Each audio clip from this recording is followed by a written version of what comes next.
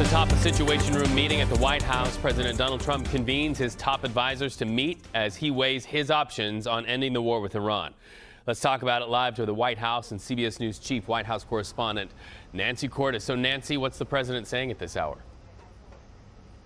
Well, Reed, he posted on Truth Social before he went into the Situation Room with what appeared to be his red lines for an agreement. We don't really know because he didn't exactly say, but he issued this long statement in which he said that Iran must agree to never have a nuclear weapon, that the Hormuz Strait must reopen without conditions, that enriched uranium being held in Iran must be unearthed by the U.S. and destroyed, that no money will change hands between the U.S. and Iran for now.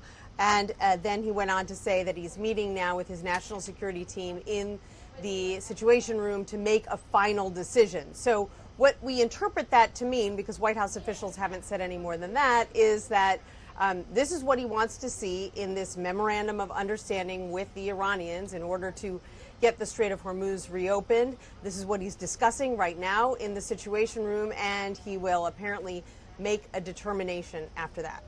So anything from Iran at this point, at least publicly? They have not said that they have accepted the memorandum of understanding that has been negotiated, but we did see a social media post from Iran's Speaker of the Parliament saying, basically, we don't trust guarantees or words, we only trust actions. So obviously a lot of mistrust on both sides right now, and the big question is how this agreement, if it is reached, will sit with Republicans in Washington, some of whom were discouraged this weekend when word started to get out of what this MOU entailed, because they said, it's one thing for Iran to promise it's never going to seek a nuclear weapon. It has done that many times before, but where's the proof of that? What are the fine details? Why would all of that be left to future negotiations? And so we're waiting to see if any of those details make it into this memorandum or whether those are teed up for more discussion over the next 60 days or so. Nancy Cordes live from the White House. Great to talk to you. Thank you so much. So let's go even deeper into those details that Nancy talked about, the details that the president likely has on a desk in front of him right now.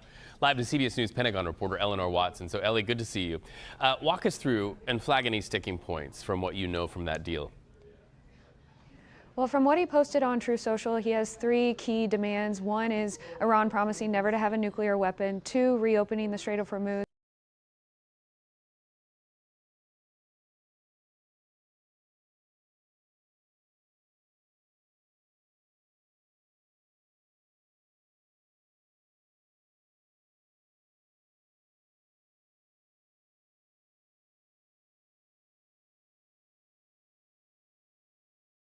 If Iran's agreed to that and what it would take to do that. Even Vice President Vance last night before this Truth Social was issued, when asked about the highly enriched uranium, the nearly 1,000 pounds of it still deeply buried inside Iran, he said that even if it's agreed to destroy that, there are questions about how you do that. He said, how do you do it? When do you do it? How do you actually get access to it since it's buried so deep underground? So those are all being worked out in this initial agreement, again, initial, that would potentially pave the way to longer negotiations about what actually started the war, which is the Iran nuclear program. Well, it's fascinating to think that while the president weighs Iran in the Situation Room, there's that other very high-stakes room in D.C. where Israeli military leaders are meeting with Lebanese military leaders. Did those talks influence President Trump's decisions on Iran, and if so, how?